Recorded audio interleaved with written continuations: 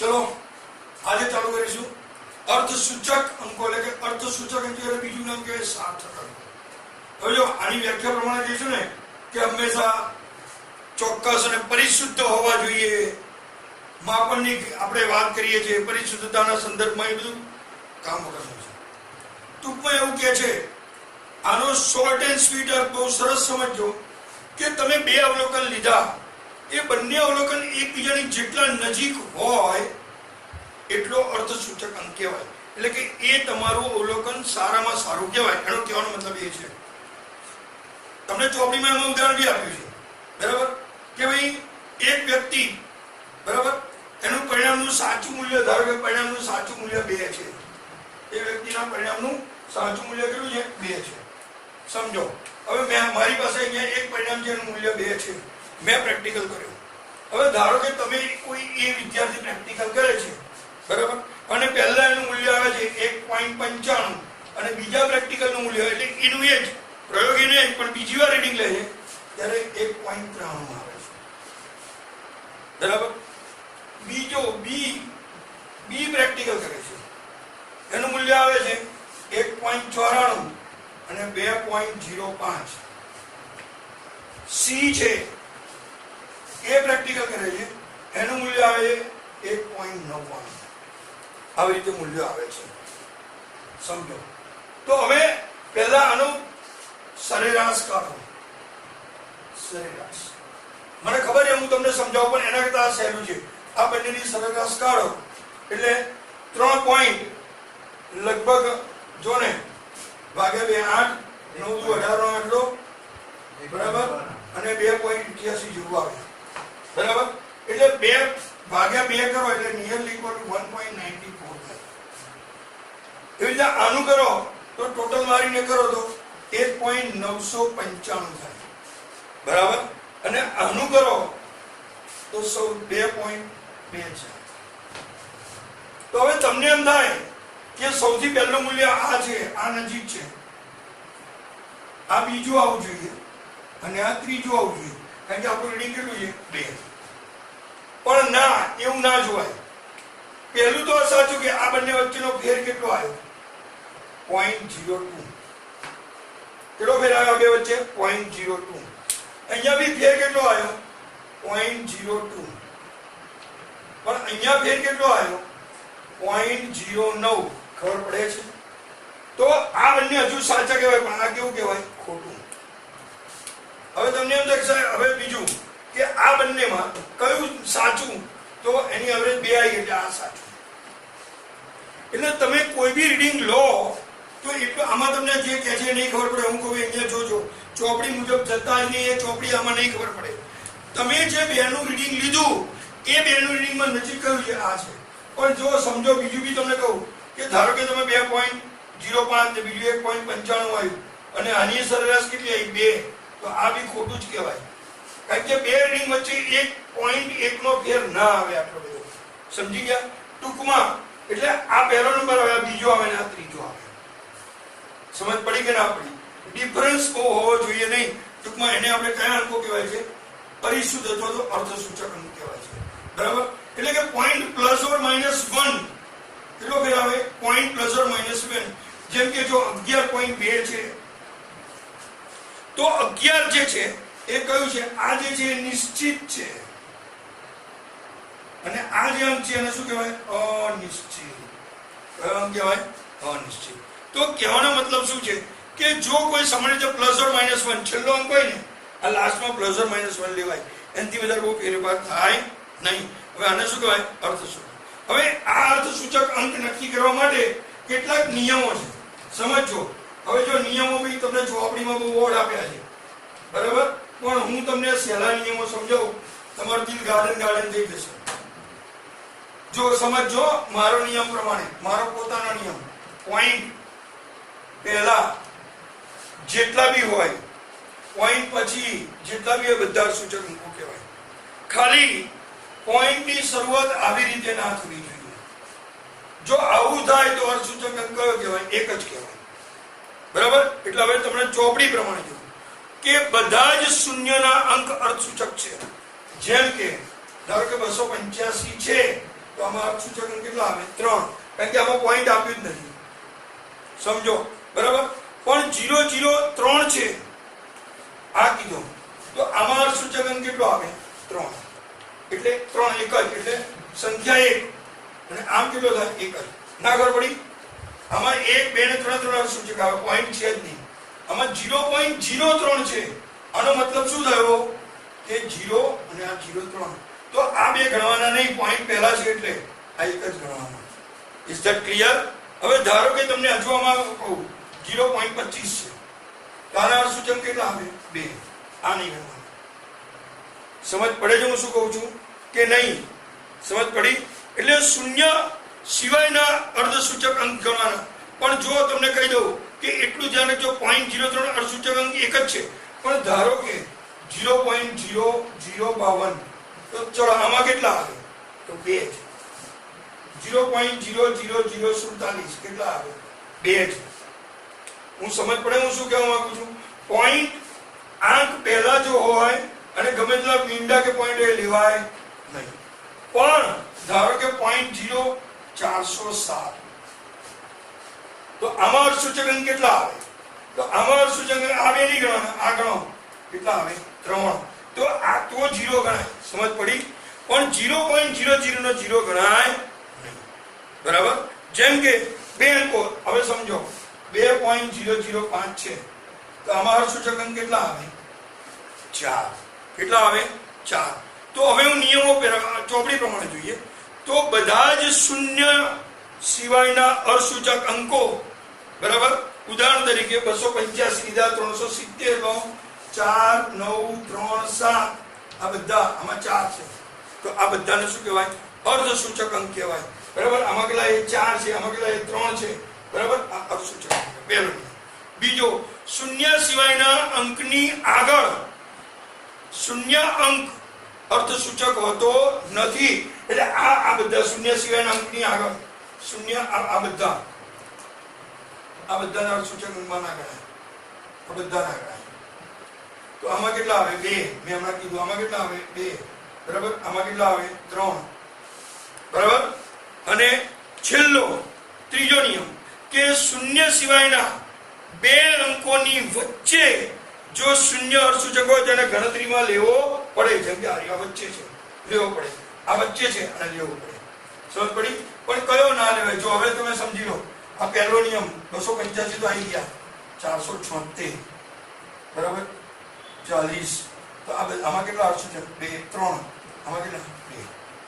હવે બીજો નિયમ શું કહે? 0.00076, તો અમારું સૂચક કેટલા આવે 2, કારણ કે શૂન્ય પહેલાના અંકો લેવાના, બરાબર.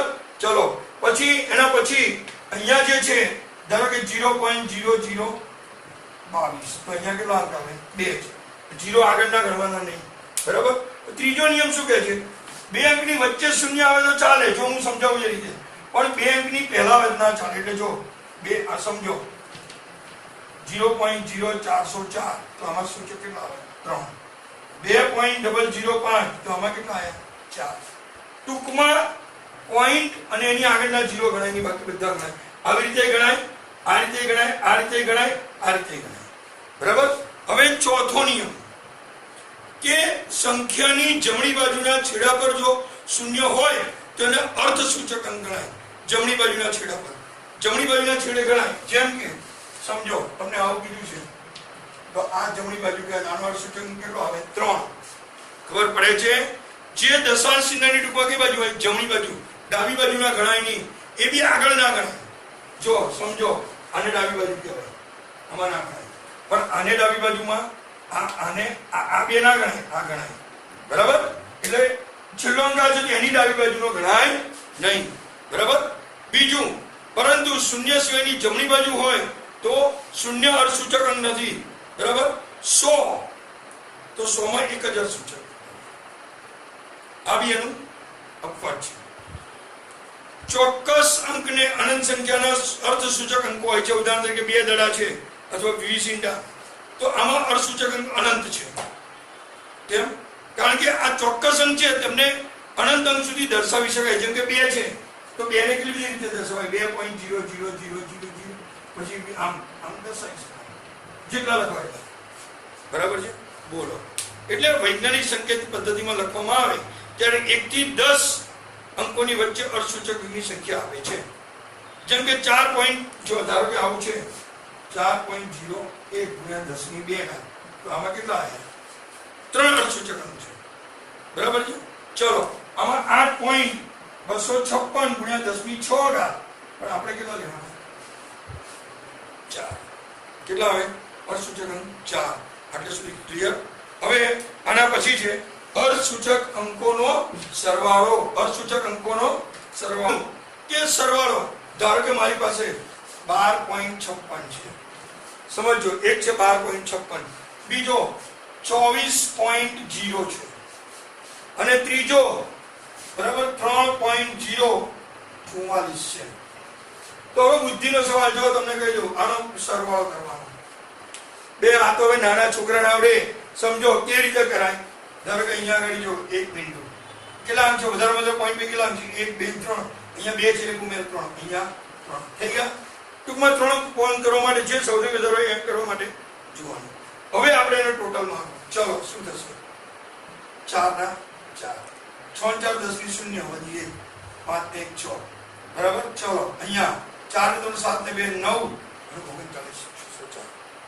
તો આને જવાબ કેટલો લેવાનો? આપણે આટલે સુધી લો 39.6. હવે તમારી ચોપડીમાં ઉદાહરણ આપીએ 12.11, પછી 18.0 અને છેલ્લે આપ્યું છે 1.012. હવે ચલો અહીંયા કેટલા આંકડા? 3 1 2 3 1 2 3 મારો ટોટલ આ 2, 1 ને 1 2, આ 1, ચલો અહીંયા 8 ને 1 31.1. તો આ સંખ્યા કઈ આવશે? જવાબ 31.1. બોલો આવડે કે ના આવડે? બરાબર. હવે નેક્સ્ટ ટાઈમ આના ગુણાકાર અને ભાગાકાર બરાબર લઈ લઈશું. ગુણાકાર અને ભાગાકારના નિયમો, ગુણાકારના નિયમો બુદ્ધિનો સવાલ છે યાર, એકદમ ડેમ ઈઝી. ધારો કે માની લો 2.5 ગુણ્યા 1.25 છે, આનો ગુણાકાર કરો 25 5 125 વધી 12, 25 12 62 મોટો વધી ગયો 25 31. ચલો હવે બુદ્ધિ જોડો આટલો ગુણાકાર આવ્યો. હજુ મેં પોઈન્ટ લખ્યા નથી. આ ચોથા ધોરણમાં લઈ જાઉં. કયા ધોરણમાં? ચોથામાં. હા, માથે ચોટલી વાળીને આવવાનું, ચડ્ડી પહેરીને છોકરા હોય. ચલો આ 25 ગુણ્યા 125 3125 થયા.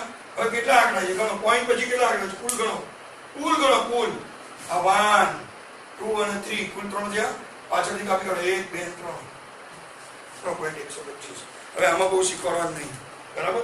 પણ હવે તમારે જે મેઇન શીખવાનું છે એ તમને ગણતરીમાં એક મસ્ત વસ્તુ છે જે આ સમજવાની. જો જમણી બાજુનો અંક 5 કરતા વધારે હોય, સમજો જમણી બાજુનો, ધારો કે 86.57 છે, તો 5 થી વધારે હોય. જો જમણી બાજુનો વર્ગ 5 થી વધારે હોય તો આગળના અંકમાં 1 ઉમેરી દેવાનો. આગળના અંકમાં શું કરવાનું? 1 ઉમેરો. ધારો કે આ છે, આમાં આ અંક છે તો આમાં 1 ઉમેરો. આ 5 થી મોટો છે તો શું થાય? 1386 પોઈન્ટ. આ 23 છે ને એના કેટલા થઈ જાય? 24. 1 ઉમેરવાનો. હવે ચોપડીનું ઉદાહરણ જોઈએ. ચોપડીનું એને શું કીધું? 1.386 છે. આમાં આ કાઢવા માટે આમાં 1 ઉમેરો તો શું થાય? 1.39 થઈ ગયું. કેમ? આ 5 થી મોટો છે એટલે કે. પણ આનો અર્થ એ હમણાં આગળ એ જ ખોટો પાડશો, હું નહીં પાડું. ચલો, જો જમણી બાજુનો અંક 5 કરતા ઓછો છે તો ટેન્શન નહીં. આપણે કેટલા સુધીનો જવાબ લાવવાનો એ જવાનો. ધારો કે જો 4.332. તારો જવાબ શું આવે? 4.33. 6.234. તો આનો જવાબ શું આવે? 6.223. કેમ? 5 થી નાનો હોય તો કટ કરી દેવાનો. 5 થી મોટો હોય તો આગળમાં શું કરવાનું? ઉમેરવાનું. અને 5 થી નાનો હોય તો શું કરવાનું? કાઢી નાખવાનું. બરાબર. હવે છેલ્લો, જો જમણી બાજુનો છેલ્લો અંક 5 હોય, છેલ્લો એક્ઝેક્ટ 5 હોય, કેટલો હોય? 5, તો એને દૂર. હવે સમજો એમાં 2 નિયમ. બરાબર. હવે અહીં છેલ્લો અંક કેટલો હોય? છેલ્લો અંક 5 જ હોય. બરાબર. 5 હોય તો શું કરવાનું? બરાબર. હવે આપણે 3 વસ્તુ જોઈ. તો 5 હોય તો નંબર 1 એની આગળનો અંક અંક, અહીંયા આગળનો અંક. જો આગળનો અંક બેકી સંખ્યા હોય, બેકી, તો કોઈ ફેરફાર કરવો નહીં. બેકી સંખ્યા હોય તો કોઈ ફેરફાર કરવો નહીં. દાખલા તરીકે 12.25, બરાબર, તો શું લખાય આનું? 12.2. કેમ? આગળ બેકી છે એટલે બીજા 2 જ લખવાનું, આગળ તો શું થાય નહીં.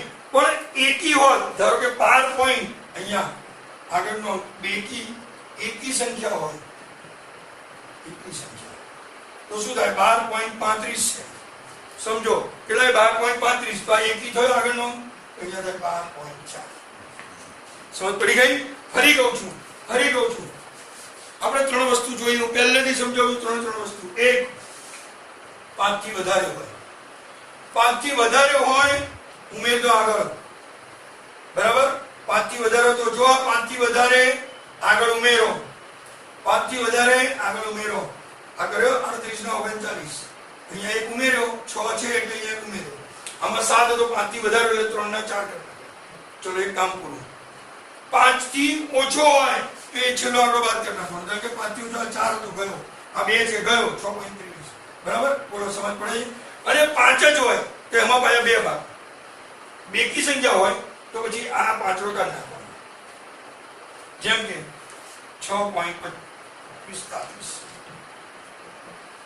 શું થાય? આ 5 નીકળી જાય, 45 છે, 6 એટલે 6.4. સમજ પડી? પણ એકી સંખ્યા હોય 6.15, તો અહીંયા એક ઉમેરી જાય, 6.10. એટલે ફરી વધારે હોય તો આગળમાં ઉમેરી દેવાનો, ઓછો હોય તો આંકડો જ કાઢી નાખવાનો. 1, 2, 3, 4 હોય તો કાઢી જ નાખવાના, બરાબર. અને 5 જ હોય તો એમાં ભાઈ જોવાનું, બેકી છે તો આગળનો આંકડો મૂકી દો, 5 કાઢી નાખો. આગળનો આંકડો એમને રાખી નાખવાનો. અને એકી સંખ્યા હોય તો આગળમાં એક ઉમેરો, 3 હોય તો 4, બરાબર. 1 હોય તો 2, બરાબર. બોલો, આટલે સુધી ક્લિયર? તો આટલે આ તમારું ગણિત જેવું હતું. એટલે આટલું તમને ખબર પડી લે. ના ખબર પડે તો ઓનલાઈન મને ફોન કરજો, આપણે ઝૂમ પર ફરી લેક્ચર લઈ લઈશું, બરાબર. ચલો.